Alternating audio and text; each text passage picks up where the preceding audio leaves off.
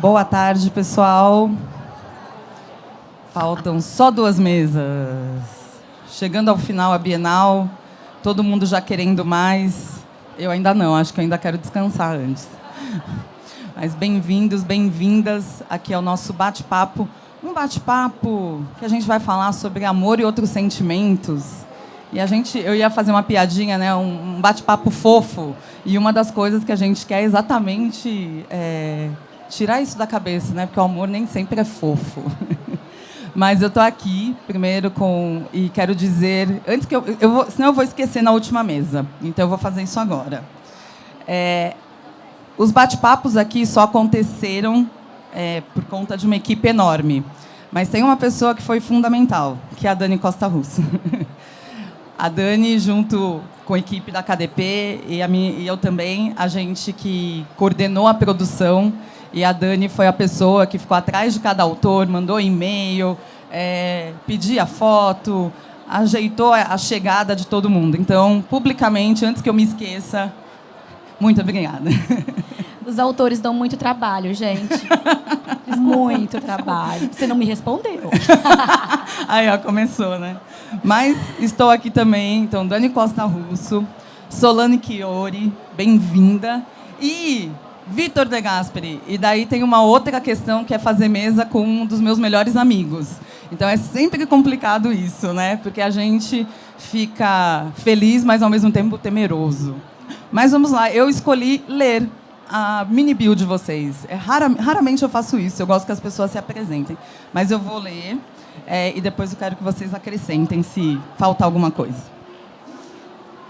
Dani Costa Russo.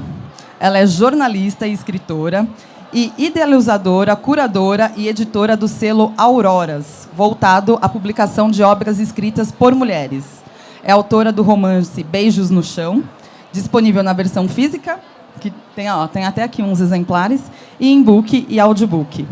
Ministra aulas de escrita e edição de livros, auxilia escritoras por meio de mentoria e faz parte da equipe LabPub, que é a minha escola, que é uma escola 100% EAD, voltada para o mercado editorial. Solane Chiori. De todo mundo é quem eu não conhecia. Então, tá vendo? É sempre bom ter alguém que a gente não conhece também. Além de escritora, é tradutora, revisora, leitora crítica e de sensibilidade, participa dos podcasts Pode Entrar e Duas Limonadas e é autora de Reticências e de um conto da coletânea Sobre Amor e Estrelas, Flores ao Mar, Cantigas no Escuro, entre outras publicações independentes. E Vitor De Gasperi, que é escritor, psicólogo e psicanalista junguiano, produz conteúdos para o YouTube e para o Instagram, propondo reflexões sobre a saúde emocional e desenvolvimento humano. Também é autor dos livros O Amor nas Quatro Estações e A Caminho das Estrelas, pela Faro Editorial. Para a gente começar, eu queria que vocês falassem por que escrever sobre amor. Por que escrever sobre amor pensando no livro de vocês? Quando vocês escreveram esse livro, o que fez vocês terem o tema amor? Eu sei que o da Dani não é o principal, mas exatamente por isso, mas começa com uma história que deveria ser de amor. Então, eu gostaria que vocês falassem sobre isso. Quer começar, Dani? Quero não. Não, então começa o Vitor. Olá, boa tarde, obrigado pela presença. Por que do amor? É interessante que é comum ouvir, primeiro em nós mesmos, mas trabalhando e conversando e tendo amigos, o quanto que é ambíguo, né? O sentimento de desejar amor e repelir amor, desejar amor e repelir amor. Talvez porque amor é vulnerabilidade, é exposição, em algum sentido, conexão, e para ter conexão, então precisa ter uma entrada e uma saída emocional. Então, naturalmente, os conflitos estão prontos. Vai doer e vai ser uma delícia. Vou adorar e vou odiar. Falar de amor parece que não é uma escolha, é essencial ao humano. Então, a minha ideia de contribuir com isso de alguma forma é tirar o mistério, que sempre vai existir, obviamente, mas o mistério do amor no sentido de, será que é tão pavoroso? Será que isso mata? Será que isso destrói de verdade? Acho que sim. Mas acho que também, em contrapartida, é o sentimento que pode talvez dar a sensação de humanidade mais ampla possível. Então, a fim de fazer as pazes da relação ambígua do amor entre gostar e temer, acho que é interessante o aprofundamento para entendermos que é de uma natureza nossa que precisa ter mais diálogo. Então, a ideia maior é um diálogo interno com as nossas ideias, a fim de, então, contemplar tudo que somos num segmento de vida. Chiara. Bonito, Solange. bonito, gostei. Eu Fala bem pertinho, porque você tá com a máscara. Reticências é baseado, é bem focado no amor romântico, né? É um romance, uma comédia romântica. E eu sempre gostei desse tipo de história. Eu adoro o amor romântico, eu acho tudo muito lindo. Mas eu nunca vi muito histórias que eu conseguia me ver, né? Com pessoas negras, na época que eu escrevi Reticências, com pessoas gordas. E eu queria ver romances diferentes. Eu queria poder sentir, nossa, eu posso viver essas histórias que eu vejo na televisão. Então, eu escrevi muito isso, né? É muito pra mim, mas eu sei que acaba também abraçando várias pessoas. Então, eu acho que é mais nisso, pra meio que deixar essa porta aberta pra todo mundo achar que merece amor. Todo mundo merece uma história de amor. Se você quer isso, você pode ter isso. E todo mundo tem esse direito. Beijos no Chão é autoficção. E eu escrevi a partir de o primeiro capítulo eu coloquei num blog que eu tinha e 10 pessoas acompanhavam. E essas 10 pessoas ficaram muito chocadas, né? É muito violento o meu livro. Fala de uma agressão vivida por uma mulher dentro de casa pelo marido. E aí as pessoas acharam que aquela história era quase uma mentira, porque não é possível que alguém viva daquela maneira. E eu fiquei chocada com essa impressão, porque até aquele momento eu acreditava que aquilo era muito comum, porque fazia parte do meu dia a dia. E a personagem ela vive o livro inteiro, do começo ao fim do livro, ela vive a violência e ela está buscando o amor nesse marido. Ela acredita que as coisas podem ser remediadas e que ele a ama ou vai amá-la. É tudo uma questão de paciência, de esperar. Então, quando você me falou para vir para essa mesa, eu fiquei confusa. Falei, mas eu escrevo sobre o amor, será? E a real é que essa personagem, ela queria muito ser amada. E ela não conseguia identificar o que seria, como seria esse amor. Ela só recebia muita violência. Então, E eu quis escrever o livro porque eu estava trabalhando para esquecer o que eu tinha vivido, para esquecer a violência que eu tinha vivido, e eu sabia que ia acabar, eu ia conseguir esquecer, mas antes de esquecer eu queria deixar registrado. E aí eu consegui fazer isso. Eu coloquei bastante coisa no livro. O livro é autoficção, mas né, eu não coloquei nome nos personagens. Os personagens centrais não possuem nome. Só os eventuais, só os que aparecem e saem rapidamente. Então é isso, assim. Eu queria registrar a minha história, porque eu queria esquecê-la, mas eu queria deixá-la ali. E aí foi isso que eu fiz. Quando a gente escreve uma história, né, imagino eu, porque eu nunca escrevi, eu adoro falar isso, quando a gente escreve, como se eu fosse autora, mas a gente sempre coloca um pouco da gente naquilo, né? Mesmo quando a gente escreve um texto no Instagram. Como que a gente escreve um livro? Quando a gente escreve um livro, a gente tem que lidar com os nossos sentimentos? A gente tem que estar fazendo as pazes ou não, ou estando no caos dos sentimentos? Como que é isso para vocês na escrita, né? Na vida, a gente fala depois. Vamos na escrita primeiro. Bom, acho que é impossível que não. Essa semana, um amigo meu me perguntou se paixão era projeção. Usou esse termo técnico, né? No sentido de, será que quando eu estou amando, estou me apaixonando, eu estou colocando coisas que eu espero, coisas que eu desejo, coisas que eu almejo? Eu acho que quando a gente vai fazer qualquer coisa, inclusive ainda mais criativa, que é um exercício de exposição emocional, é isso que vai acontecer. A gente vai colocar o que a gente está sentindo, sim, porque como que transpor, né, uma palavra, transpor uma emoção para a palavra, em palavras, se você não a vive? Que vida, essa palavra é interessante, né? Não a vive. Que vida pode ter um texto se eu não o vivo de alguma forma?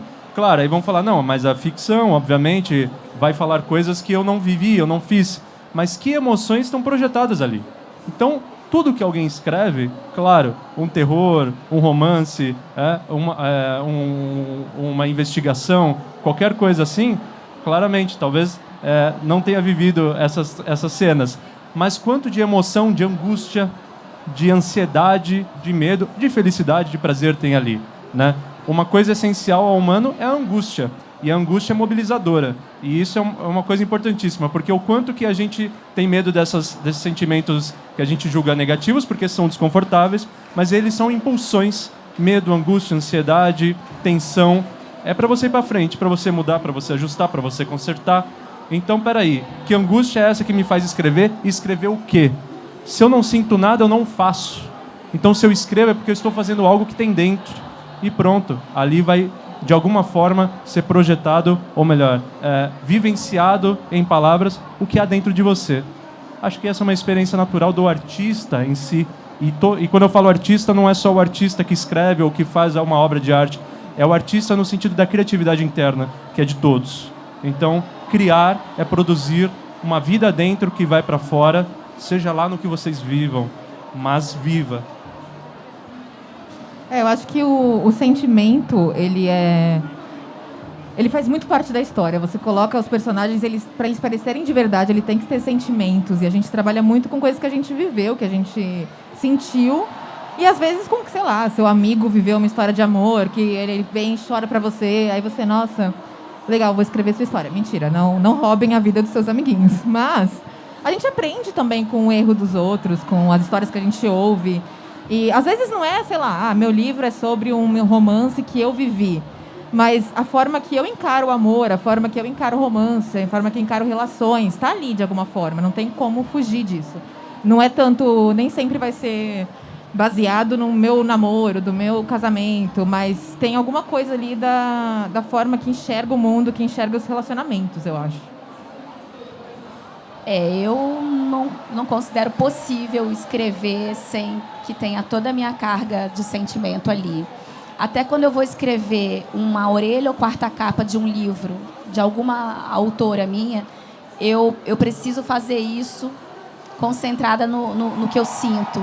Especialmente porque o meu selo literário, ele é feito para isso, para me deixar o mais feliz possível. Assim, eu criei esse selo para viver a enorme felicidade de publicar mulheres. Então, até quando é um texto assim, né, que eu estou falando da obra de alguém, eu coloco todo o meu sentimento ali. E quanto mais velha eu fico, melhor fica a minha escrita, porque eu estou ficando mais madura, eu estou ficando mais inteligente a respeito dos sentimentos. E isso é muito, muito válido para a escrita. Vou começar, agora a gente vai mudar daqui para lá. Quando a gente fala não só do amor, né, a mesa chama Amor e Outros Sentimentos, a gente tem construções, né, sociais sobre o amor, sobre o ódio, né, como se o ódio fosse sempre negativo, o amor é sempre lindo, a tristeza é vilã.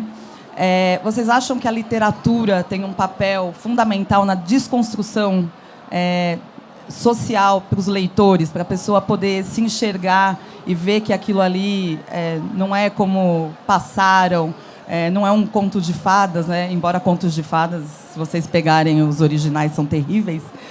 Queria que vocês falassem um pouquinho disso. Depois que eu publiquei Beijos no Chão, começou na minha vida uma sequência de palestras a mulheres que sofrem violência.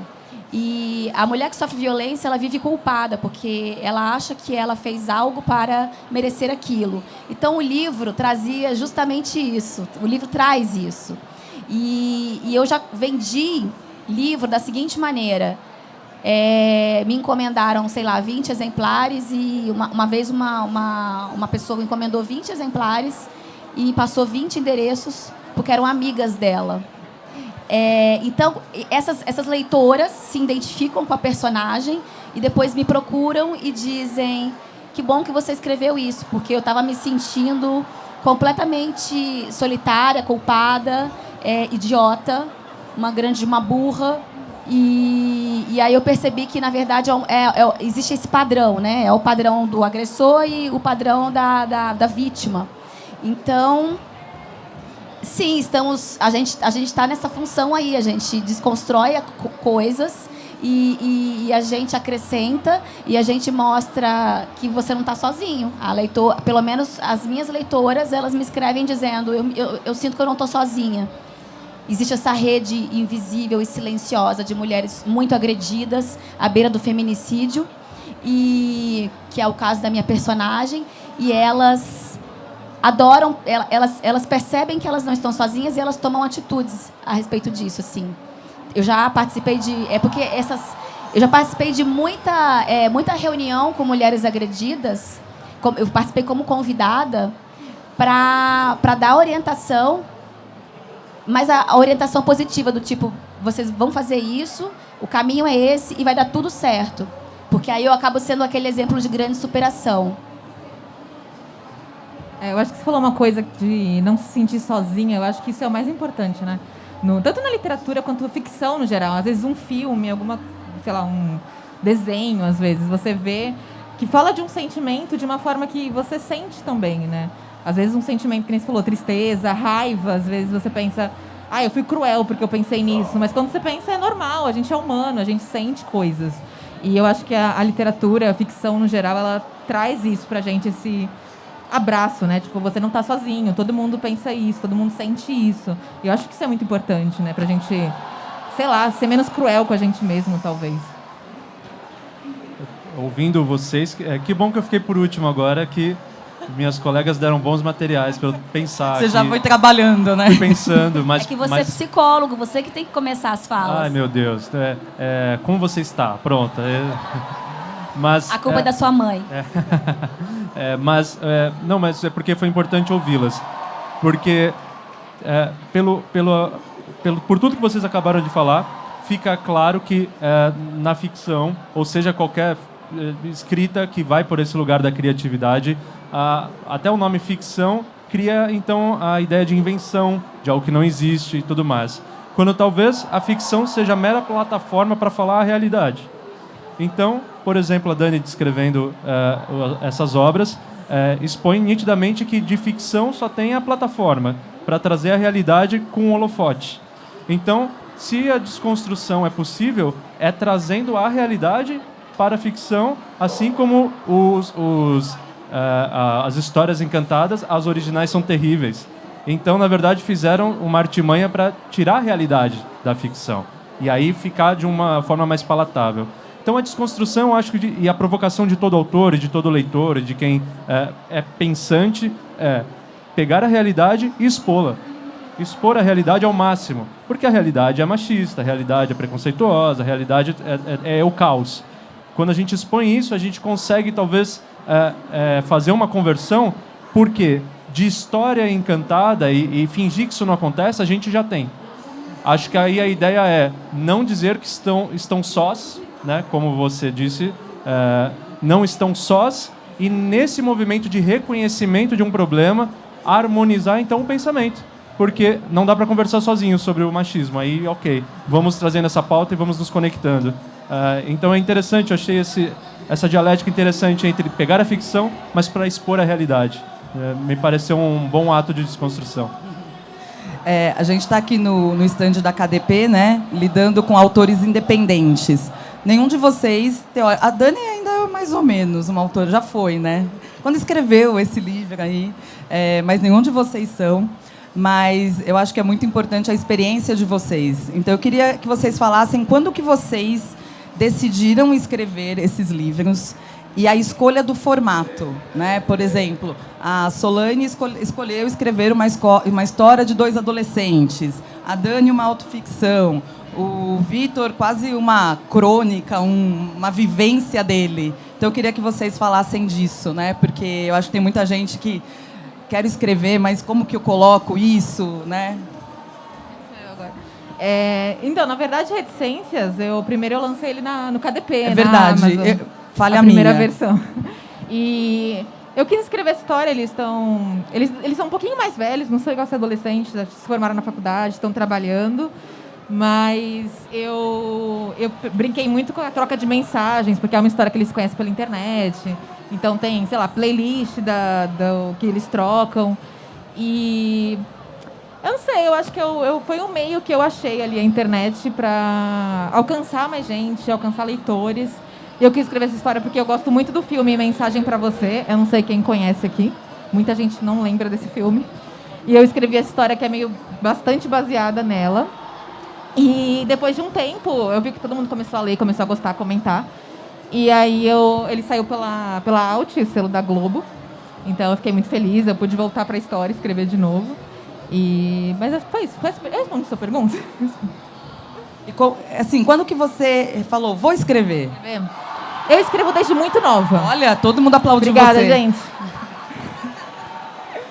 Eu escrevo desde muito nova, tipo, 12 anos, por aí, no colégio. Mas eu acho que foi em 2015, depois da faculdade, que eu falei, não, ó, agora eu tenho... Acabou a faculdade, eu posso sentar e escrever profissionalmente, né? Eu quero ser escritora. Aí eu escrevi outros contos que eu também publiquei no KDP. Gente, obrigada. Vai ser assim o tempo todo. KDP! E aí, eu fui assim, eu meio que tava assim, sem saber o que fazer. Fui jogando na KDP porque eu achei que era uma plataforma legal pra... Sei lá, a galera baixa o e-book, vê, te conhece, vai atrás de você na internet. E acabou sendo, né? Foi por causa disso que eu consegui leitores, consegui agente, consegui chegar na Globo, na editora. Então, foi mais ou menos assim, acho que eu tinha 24 anos, 25 anos, não lembro mais. Mas demorei um pouquinho para falar, não, vou ser escritora, é isso aí. Dani? Eu não sei quando eu comecei a escrever. Eu era uma criança. E a minha única ligação com meu pai era dos livros. Ele era bastante negligente comigo, até hoje, eu nunca mais vi meu pai. Então eu achava que se eu lesse bastante, ele ia me apreciar em algum momento. Isso nunca aconteceu, mas enfim, eu me tornei uma grande leitora e escrever veio de forma muito natural, assim. Então eu não sei dizer o início. Escrever livro, eu achei que eu não fosse possível, porque não tinha referências, né? Na minha cidade, especialmente, em Vitória do Espírito Santo. Eu só sabia de homens que escreviam, eu não sabia que uma mulher podia publicar um livro. Então, eu não nutria essa vontade até ficar adulta e entender que talvez fosse possível. Eu escolhi fazer Beijos no Chão em 3 formatos diferentes, né? Eu fiz, primeiro eu vendi a minha alma, né? E eu fiquei endividada há anos para poder lançar esse de forma independente, porque nenhuma editora achava que o assunto era pertinente. Acredite, aconteceu isso. Nenhuma editora. Eu recebi várias negativas. Esse é um assunto que não é pertinente, a gente não acha que vai ter público. Eu até pouco tempo atrás tinha guardado as cartinhas das editoras. E eu enviei numa época em que tinha que mandar ele físico, né? Você tinha que imprimir, encadernar e mandar. Hoje é mais fácil. Bom, aí depois que eu lancei físico, eu percebi que, né, criou-se essa rede de mulheres lendo esse livro e elas precisavam. Então eu comecei a pensar, eu preciso facilitar a vida delas. E aí eu fiz o e-book e pus na KDP. Aí, depois, eu percebi que mais gente precisava acessar. Então, eu contratei a Patrícia Brito, que é uma escritora, atriz. Ela gravou e aí a gente colocou nas plataformas de audiobook. Então, aí tem todas as possibilidades para conseguir acessar o livro. E eu escolhi fazer em forma de romance, porque... eu achei que fazer como contos não ia funcionar, a personagem ela precisava estar do começo ao fim na história, mas eu tentei, no primeiro momento eu achei que ia ser um livro de contos, depois eu desisti e falei, será um romance. Eu escrevi o romance de forma não linear, né? O tempo ele muda muito, e isso foi assim, eu escrevia, depois eu pegava os capítulos e ia jogando onde eu bem entendesse. Mas dá para acompanhar pela gestação da personagem. A hora ela está grávida, a hora ela não está, a hora ela já teve neném, enfim, dá para acompanhar assim, dessa maneira. E eu coloquei também alguns poemas, né? Porque a personagem tem o livro se passa num apartamento que tem uma questão sobrenatural, né? A minha obsessão é o sobrenatural. Eu fiquei até pensando, será que o amor poderia ser a minha obsessão? Mas eu gosto do sobrenatural. É um livro que algumas pessoas consideram que é de terror, porque a personagem está envolvida com essa suposta, aí tem que ler para saber, convivência com espíritos no apartamento. Então, é isso. Bom, eu descobri que gostava de escrever na escola, em atividade de fazer textos de redação. A escola validou isso porque fez um concurso, aí na época ganhei um ano, e aquilo ficou guardado em mim como algo que talvez eu pudesse mandar bem, né? Criança quer mandar bem, então ganhei alguma coisa. No esporte não ganhava, então ganhei na redação, legal. Isso ficou guardado e ficou arquivado como um jeito de poder talvez me terapeutizar sem saber.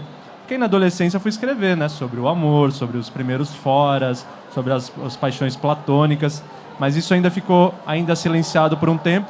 Aí, com meus 20 e poucos anos, comecei a escrever crônicas. Sempre, não sei porquê, me identifiquei com crônicas e sem personagens. Para mim, é reflexão de um tema, reflexão de um assunto, reflexão de um modo de vida. E esse é O Amor nas Quatro Estações, é um livro de mais ou menos 80 crônicas. E ele surgiu quando eu estava me formando em psicologia no último ano. Já estava rolando conversas com as editoras, e aí eu decidi construir esse livro. E aí eu fiz um processo de viver um ano da minha vida tentando perceber o que está na vida, nos detalhes do dia a dia, que podem enriquecer o nosso bem-estar. Podem enriquecer as pessoas, fazer bem, iluminar os nossos dias. E fui eu passar um ano muito atento, muito atento. Foi para um lugar platônico, foi para um lugar quase utópico, mas de um lugar que eu reconhecia dentro, que é gostoso sentir. Na realidade, a gente ajusta, mas nos livros a gente pode ir para o máximo. E aí ficou um livro passado pelas estações, onde refleti sobre tudo. Estar em contato naquela época com pacientes e aprendendo a atender era importante, porque eu ouvia algumas coisas que eu falava assim, não é possível que chegamos aqui, né? Que potência em certo momento existiu e que agora estamos aqui. Não fazia muito sentido para mim. Claro que faz sentido, é humano, né? Tem suas variações, mas me deixava curioso de pensar o que perdemos pelo caminho. E a gente perde todo dia e ganha também. Mas tentei com esse livro buscar esses detalhes e tentar costurá-los. Deu certo dentro do possível daquela época. Você falou de maturidade, né? Maturidade que com o tempo a gente vai escrevendo melhor. Hoje, assinando o livro, eu falei para uma pessoa, eu mesmo leio, porque eu não escreveria novamente. É impossível. E não por ser melhor ou pior, mas porque a gente está em constante transformação. Então, quão terapêutico né? Expor, e para nós, através das palavras também.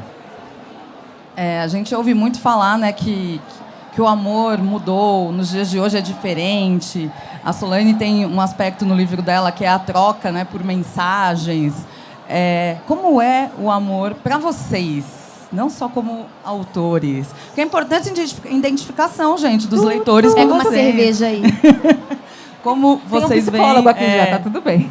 Como vocês veem essas mudanças? Solange é muito nova, né? Então, mas Dani um pouco mais madura, ainda bem mais jovem do que eu. Vitor também só tem cara de velho, mas ele é jovem também. Mas já tem muita vivência. Como vocês veem essa mudança hoje em dia com amor? Ou se não mudou nada e a gente só está em plataformas... a forma de demonstrar é diferente. Eu acho que é isso. Eu acho que não sei se muda tanto, porque é muito... Eu acho que funciona as histórias sobre amor. Quando a gente fala sobre amor, ainda toca todo mundo, porque é um tema meio que universal, né? Todo mundo ainda sente isso. Muda assim, sei lá, né? O contexto, que nem no Reticências que você falou, tem as trocas de mensagens, se conhece pela internet. Mas é isso, são pessoas que vão se conhecendo por um meio que eles viram que funciona para... sei lá, se aproximar mais, sei lá, deixar a insegurança de lado, essas coisas.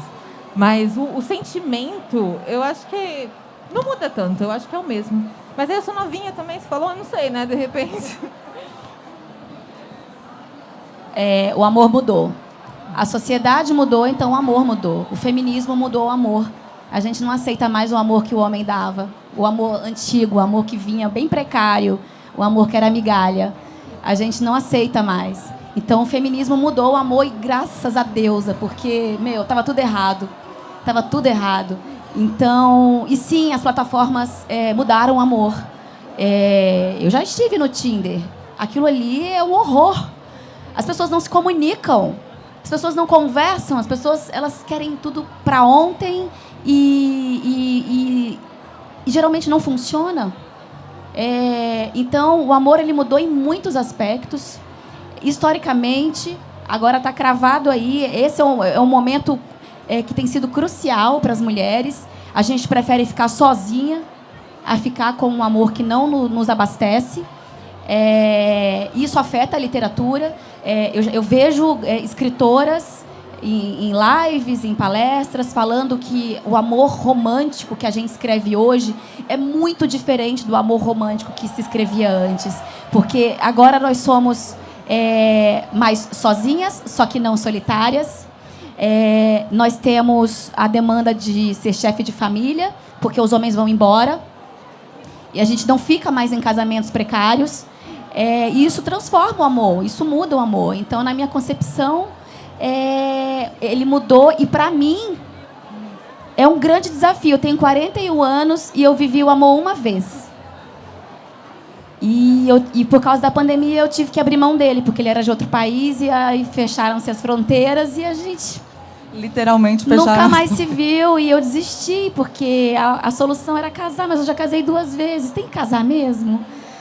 E aí eu teria que me mudar, enfim, gente, dói demais falar disso.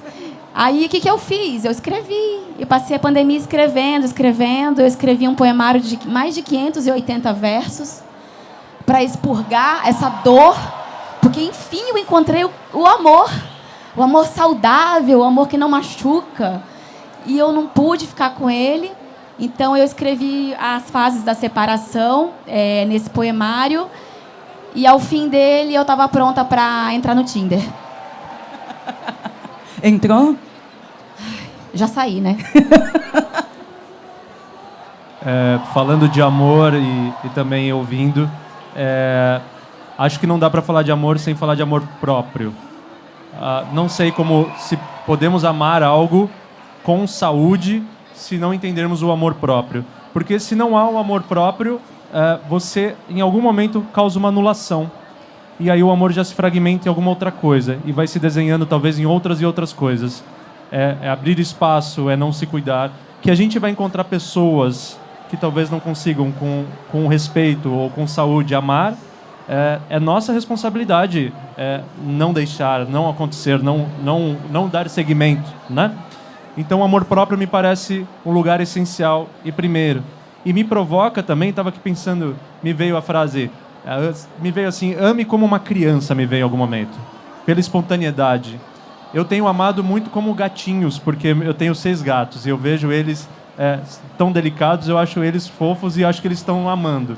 Mas também pensei, esse lugar ingênuo também é egoísta muitas vezes. Uma criança, se você tira o doce, talvez ela birra. Então, também não é só. Então, a gente tenta encontrar eternamente uma descrição para o que é o amor. Não encontraremos, mas que minimamente o nosso pensar possa uma hora esticar, mas uma hora também relaxar. Porque uma hora a gente precisa da espontaneidade da criança que ama, mas também da responsabilidade e da atenção de um adulto com vivência. E aí, navegar por esses campos. E eu acho que aí sim, contemplar um amor que seja funcional e saudável. Podendo errar, sim, mas que seja um erro com respeito, por si e pelo outro. A gente falou bastante aqui com outros autores, né, sobre processo de escrita, como é o processo pessoal de cada um. E eu acho que quando a gente ainda fala de escrever sobre consentimento, quer dizer, todo mundo, como disse a Dani, escreve consentimento, mas ainda tem um estereótipo de quem escreve um livro que tenha o romance romântico, que quase que tem que vir uma inspiração e a gente tem que estar sempre quase que apaixonado para escrever. É assim, Dani? Me fala um pouco, eu queria que vocês falassem do processo de vocês mesmo. Escreve todo dia, com vontade ou sem vontade, escrevo quando dá. De novo, gosto sempre de enfatizar que não é para ninguém seguir o caminho do outro, mas é para mostrar que tem vários caminhos, né, como autor. Começa você, Solange. É difícil, porque eu trabalho com tradução, então eu fico muito tempo na frente do computador escrevendo e a maioria das vezes não são textos meus. E quando acaba ali o dia de trabalho eu tô cansada e eu não quero mais ver na minha frente. Mas eu tento ter uma disciplina para arrumar. Tipo, eu preciso entregar esse texto até tal dia. Eu tento arrumar algum momento ali para pegar e trabalhar pelo menos um pouco naquilo. Porque é isso, inspiração, sei lá, é 10%, o resto é você sentar e fazer. Precisa se forçar um pouco, senão não sai, né? A gente não pode ficar também só na nossa vontade. Mas tem dias que é difícil, tem dias que é mais difícil e aí, não sei, às vezes você tem que sentir um pouco também ali, ficar quietinho, ver por que você não está conseguindo escrever, de repente tem um motivo. Vou na terapia, conto para minha terapeuta o que está acontecendo. Então, eu acho que a gente tem que se sentir, se entender também na hora de escrever, porque a gente trabalha muito com a gente, né, com o nosso sentimento ali. Mas eu tenho que ter disciplina para conseguir terminar as coisas. Vitor? Eu sou meio de ritual, assim, eu tenho uma rotina que funciona e eu vou seguindo ela. E há de você se quebrar a rotina. Assim, né? Terapia 3 vezes por semana, se quebrar a rotina. Mas é engraçado, eu aprendi a engatilhar a minha inspiração, assim. Eu sou muito acessado por música e talvez café, mas a música principalmente. Eu preciso estar com um foninho de ouvido e uma música, já tenho minha playlist, ali me ativa, não sei. Claro que não é que sai do nada, mas me desperta coisas. E lógico que desperta um jeito que eu já tenho de ver o mundo, senão também seria criar do zero, né? Então me desperta internamente. Agora, é isso, tem dia que a gente não está bem. Eu tenho me proposto a escrever todo dia, pro Instagram principalmente. Todo dia eu posto alguma coisa nova. Peguei o ritmo, mas quando não vai, eu preciso mudar alguma coisa. Mudar o estímulo, mudar o som, mudar o ambiente. Mas aí eu aprendi uma coisa que eu achei importante. Não ir contra o que eu mesmo estou sentindo. Que às vezes na minha ideia eu queria escrever sobre algo. E aí eu estou angustiado com outro algo.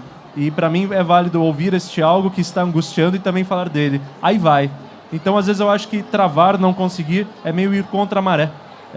E quando a maré vai, você vai junto, aí rola, aí funciona. Bom, eu tenho 2 filhos, eles já são adultos, mas ainda falam mãe o tempo todo, não tem outra palavra naquela boca, então escrever não é fácil. Eu sempre digo que meu sonho é morar sozinha. Ainda chego lá. Quando eu me disponho a escrever, eu sou bastante disciplinada. Eu trabalho na madrugada, de calcinha, tomando saquê. De verdade. É o meu ritual. Por favor, alguém tire uma foto disso. Não ando nudes. É o meu ritual. Parece que eu funciono assim. E eu sou bruxona, né? Eu tenho muito ritual. Mas é muito ritual. Eu preciso de muitos elementos. Só que não é a inspiração, né? Eu tive uma grande inspiração, vou escrever. A gente aprende, se profissionalizando como escritora, que é mão na massa. E eu sou muito estudiosa. Eu estudo bastante a escrita para melhorar o que eu faço. Eu não suporto ler esse livro, porque ele é o primeiro livro. E ele veio, e foi muito intuitivo, assim, eu vou escrever aqui. Então, eu uso ele como exemplo, por exemplo, com as minhas alunas. Não façam isso que eu fiz. Olha esse clichê. Olha essa mudança aqui. Eu uso como um exemplo assim, não façam isso. Mas também não tenho vontade de editá-lo enfim, eu quero seguir, sabe?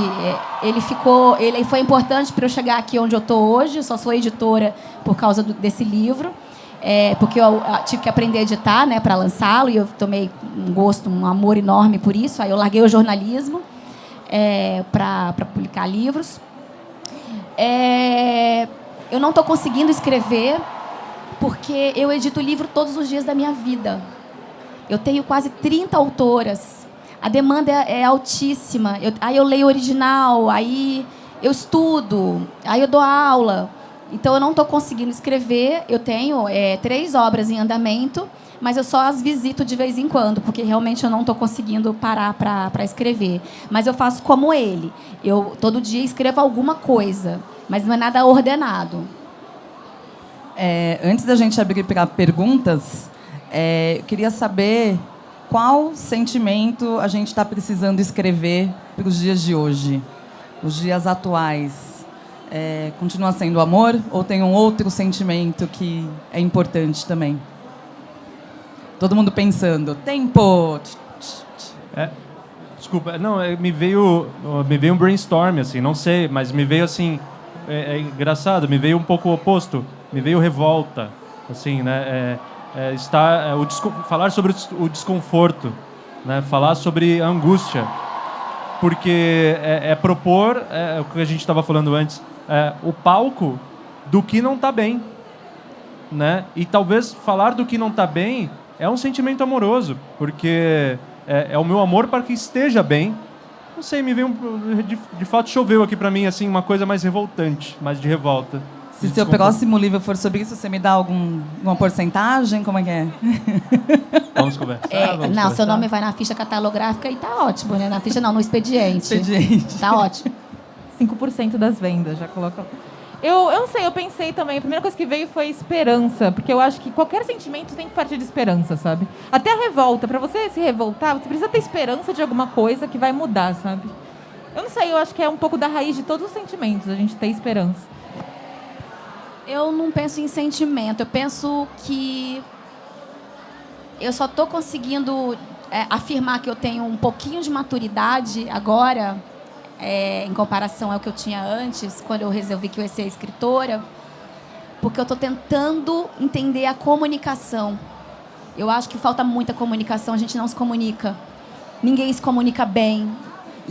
A gente ouve áudio na velocidade 2. É tudo muito rápido. Se eu pudesse, assim, eu gostaria de escrever a respeito disso. Comunicação. A gente não está se comunicando, a gente não está se entendendo em lugar nenhum, nas relações de trabalho, nas relações amorosas, nas relações com amigos. Então, eu acho que, não diria um sentimento, mas diria que a comunicação deve ser mais falada. Uma pegadinha. Eu falei que ia abrir para pergunta, mas ainda vou fazer mais uma pergunta. Sobre a divulgação, porque tanto o Vitor falou, né, que escreve todo dia, tem canal no YouTube, a Dani também falou, eu escrevo, Solânia, eu tenho certeza que tem trabalho aí de divulgação. Queria que vocês falassem um pouquinho disso, como é importante trabalhar a divulgação do livro. Não, eu acho que principalmente quando eu publiquei no KDP primeiro, né, não conhecia nada do mercado, a internet foi a maior ferramenta, tipo, Twitter o dia inteiro postando, o Instagram, hoje tem TikTok, faz uma dancinha lá, gente. Eu acho que assim, também é uma questão, a gente meio que quer escrever e a gente tem que trabalhar também como meio que social media, né? E é complicado isso, porque eu mesma não sou muito especialista nisso, não, eu não tenho muito saco para ficar divulgando sempre, mas é preciso, né? Infelizmente ou felizmente, não sei. Mas eu acho que a gente tem que se respeitar também, porque, sei lá, ninguém é obrigado a ficar fazendo dancinha no TikTok para vender livro. Eu acho que vai até onde você se sente confortável, mas a internet é uma boa amiga para quem está começando, para quem quer, sei lá, novos leitores, é uma boa ferramenta. Eu acho que tem muita gente boa e que não aparece, assim, é impressionante o quanto tem gente boa que não aparece. Então a divulgação é fundamental. Eu sempre fui muito assim, de pouquinho em pouquinho mesmo, assim, e valorizando cada pouquinho até formar um monte maior. Então, acho que naturalmente, por gostar de fazer o que nós fazemos, a gente já tem um olhar que abraçar cada pessoa, né, que se interessa e tal. Mas a gente precisa se atualizar, e tá nas redes, e tá nas coisas. Tem coisas que são desconfortáveis, tem mensagens que talvez não dê para passar de um modo, a gente passa de outro. Mas eu acho que a melhor coisa é ter a disciplina de sempre fazer, sempre produzir. Não estou falando que é todos os dias, mas no seu ritmo, mas sempre insistir. E ir colecionando as pessoas que vão se conectando a você, né? O começo sempre é com sempre é uma pessoa, sempre foi uma pessoa, nunca foi 10 de uma vez, sempre é uma. E a gente chega em algum lugar.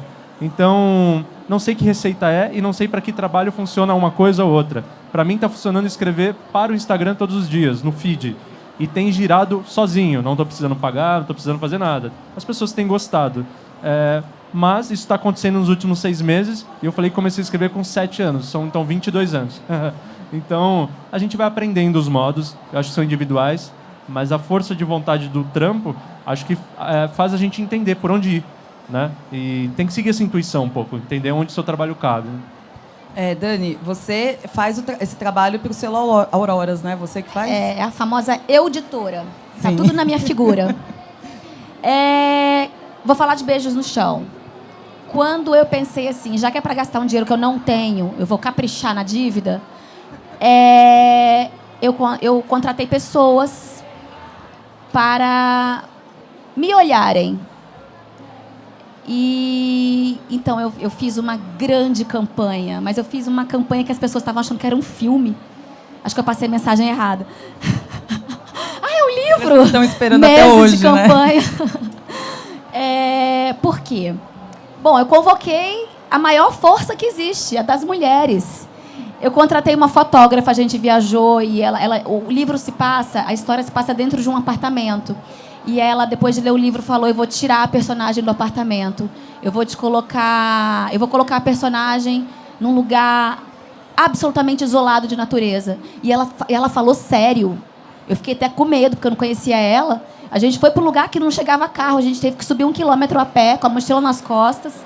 E lá, ela ficou comigo, conversando comigo à noite. De manhã, muito de madrugada, ela me acordou e falou: bora. Foi um negócio meio doido, assim. E aí, fizemos esse ensaio. Essa foto foi feita lá dentro de uma piscina que estava abandonada, de uma casa que tem uma história terrível e também sobrenatural. Então, eu achei que estávamos em sintonia. Depois, eu contratei um cineasta e ele fez uns vídeos. Só que aí ele colocou a personagem dentro de um ambiente sombrio. E aí eu fui seguindo as orientações dele. Então, foi uma outra campanha. Depois, eu contratei uma fotógrafa que fez fotos minhas com o livro, fez a divulgação e tal, porque era importante. Se tem uma coisa que escritor tem que ter, é bio e foto. É toda hora, é todo dia bio, foto, bio, foto, bio, foto, bio, foto. A gente, como produtora agora, a gente sabe disso, né, Dani? E bem escrito, né? Tem que estar lá. Então, eu já sabia que eu tinha que ter isso. Eu não contratei assessoria de imprensa, mas eu tentei investir nisso também. Foi cansativo. Eu comecei a campanha 9 meses antes do livro ficar pronto. Então, foi uma gestação. E não tinha Instagram na época. Vocês acreditam que dava para vender livro sem Instagram? Era Facebook. E aí, o meu nome é Dani Costa Russo. Só que tem uma funkeira que chama Dani Russo. Olha o que tinha de fã dela, que foi na minha página. Foi maravilhoso, porque eu até vendi livro para fã dela. Eles iam lá e mandavam mensagem, eu respondia. E eu falava: gente, mas eu não sou parecida com ela. E eles não se importavam. E continuava a conversa. Enfim, eu chamei todo mundo pro meu lado também. Vocês gostam da Melhor do Baile, mas vocês podem gostar de mim também. E aí, então era Facebook, era tudo Facebook, tudo Facebook, tudo Facebook. Aí o Instagram, ele existia, só que ninguém postava, né? E parece que a gente só podia postar o que foi feito na hora. Lembra que tinha essa regra? Você só posta aquilo que você viveu naquele momento. Não podia ser uma coisa assim. Só que aí eu fazia o Instagram de álbum, porque a campanha ficou lindíssima, né? Eu fazia o Instagram de álbum e aí depois que foi ganhando força e aí eu pude fazer minha divulgação lá. Para o selo Auroras é assim. Eu decidi, quando eu criei o selo, que eu não ia me descabelar por causa de divulgação. Eu não ia. Porque não é humanamente impossível para mim ficar atrás de algoritmo, eu não consigo, métrica, não dá tempo. Às vezes vai entrar um post do Auroras 4h30 da manhã, porque eu estou acordada trabalhando e eu só posto naquele momento. Eu não vou ficar preocupada com o melhor horário, eu não vou ficar preocupada se vai ter números, sei lá quantos seguidores, eu não me importo com isso, sinceramente. Eu não quero ficar rendida a isso. Então, no selo Auroras, eu faço o seguinte: eu reposto as minhas autoras, eu coloco lá os nossos livros e tal, e eu dou dicas de profissionalização. Eu gravo vídeos explicando coisas do livro, do mercado editorial, de escrita, como enviar original, como responder o e-mail de uma editora. Sabe, eu fico ali naquela tentativa de profissionalizá-las, porque isso, inclusive, melhora a qualidade dos originais que eu recebo. Primeiro chamado, eu não conseguia encontrar obra para provar. Era uma dificuldade, os originais não estavam aptos. Então, eu comecei a fazer esse trabalho de ensinar, que inclusive me rendeu muita coisa boa, né? Eu estou dando um curso no Sesc Sorocaba que veio a partir disso. Eles assistiram meus vídeos e falaram: ela vai dar um curso aqui, um curso de 3 meses, que rendeu um coletivo agora de mulheres que escrevem em Sorocaba, do qual sou madrinha, adoro ser madrinha. Eu nunca ninguém me deu uma criança para batizar, mas o que eu já de batizei de coletivo, Nossa Senhora, muitos. Ainda bem que coletivo não tem aniversário, não precisa comprar presente, né? Mas tem que marcar presença. Então, no Selo Auroras eu faço isso. E eu acho que funciona bem. E quem quer acompanhar, acompanha. Quem não quer, não acompanha. Agora eu tenho divulgado mais no meu Instagram pessoal as coisas do Auroras, porque eu noto que não tem mesmo como dissociar a minha figura da do meu selo. O selo sou eu sou o selo. E quando as pessoas elas gostam do selo, elas acabam querendo saber de mim e vice-versa, assim. Bom, agora eu vou abrir para perguntas. E aí? Aqui. Temos aqui. Boa tarde. Eu queria perguntar para o Vitor. Fala mais pertinho. Queria perguntar para o Vitor. O que o Vitor, escritor, autor, leva para o Vitor, psicólogo, e o que o Vitor, psicólogo, leva para o Vitor, autor? São duas provocações interessantes. Um lugar de clínica e eu sou psicólogo clínico, então atendo, né, a terapia. Vai fazer terapia? Sou eu. Prazer, sou eu. Prazer, eu sou a terapia também. E faço a minha também.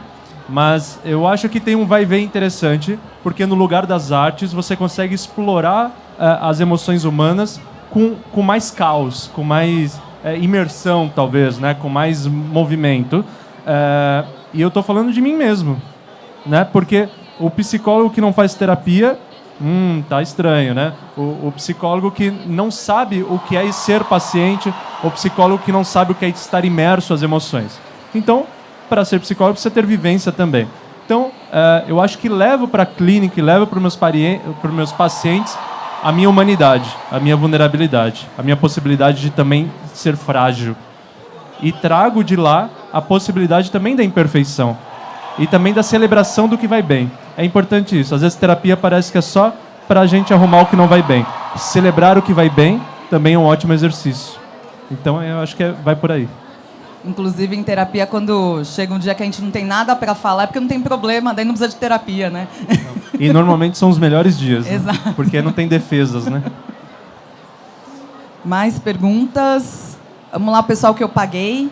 Ninguém que eu paguei? Gente, ali, ó. Paguei.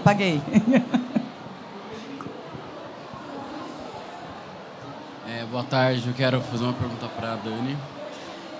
A questão do feminismo, né, que você escreve muito e fala sobre isso. Fala bem, o microfone bem perto.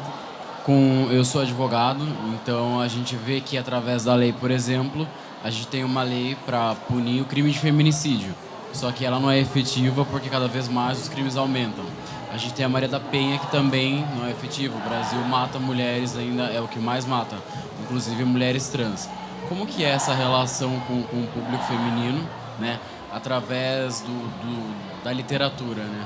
A gente vê que é uma forma de transformar mesmo, que às vezes a própria imposição legal não resolve, e a literatura ela acessa esses campos, ela acessa a própria conscientização da mulher que sofre a agressão, né?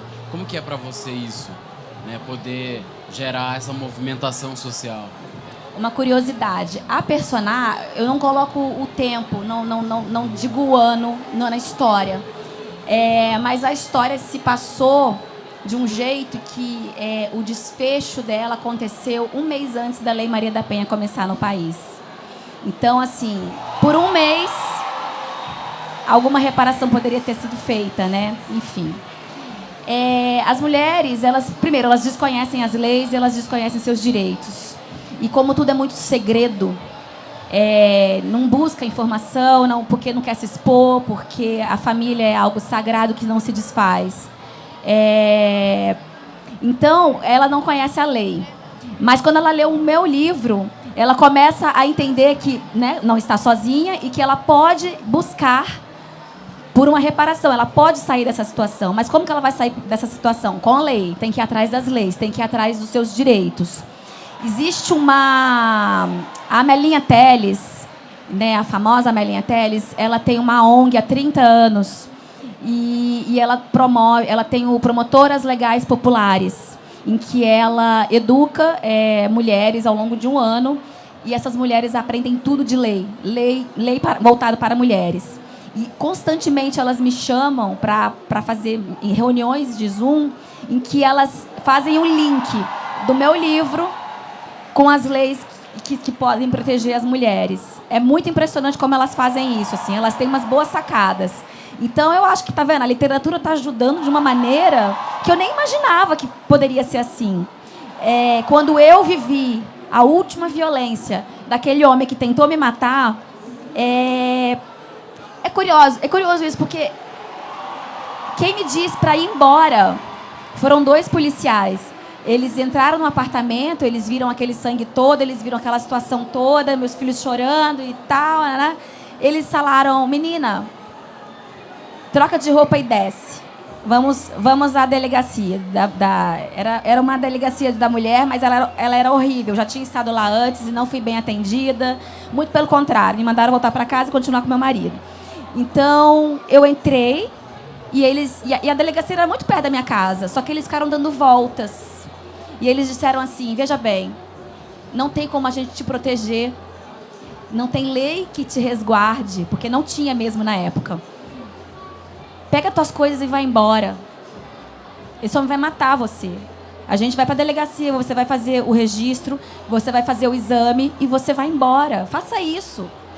Porque, assim, não tem solução que não seja a fuga. E aí eu fiquei bastante espantada, eu não conhecia aqueles homens. Eu voltei, eu fui até a delegacia, eles colocaram o digníssimo preso numa grade na janela, de maneira que ele não podia ficar nem em pé, nem agachado. Fizeram uma maldadezinha com ele. E ele ficou preso ali, mas eles tinham que soltá-lo. Eles só mantiveram preso para que eu pudesse ter tempo de fazer todas as burocracias, voltar para casa, arrumar as malas e ir embora. Só que aí também, enfim, por diversas questões, eu não estava conseguindo fazer isso de forma imediata. Chega a família de um lado, família de outro, aquela confusão. Eu não tinha um centavo, porque eu vivia em cativeiro, né? Então eu também não tinha dinheiro, imagina.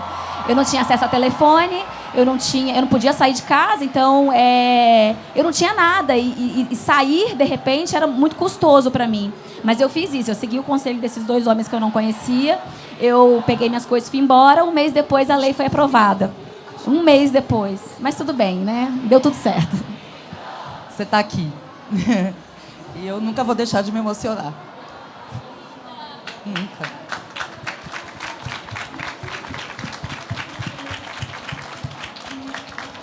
E que muitas outras tenham essa oportunidade. Vamos lutar sempre. Pessoal, eu vou encerrar aqui, porque eu acho que a gente tem que ficar com isso. Obrigada. Queria só que vocês falassem onde comprar o livro de vocês, onde encontrar vocês, para quem possa ter acesso a vocês.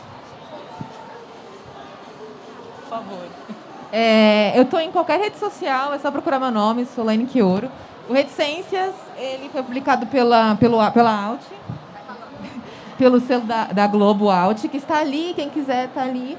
E é isso, gente. E quem quiser autografar, ela vai estar aqui atrás autografando, tá bom? Então, preparem-se. Bom, eu tenho o Amor nas 4 Estações e A Caminho das Estrelas. Estou bem lá na entrada e na saída também, que é na Fara Editorial. Vou para lá agora assinar. Muito obrigado, é isso, e agradecer por estar entre mulheres. Para mim, ouvi-las é muito rico.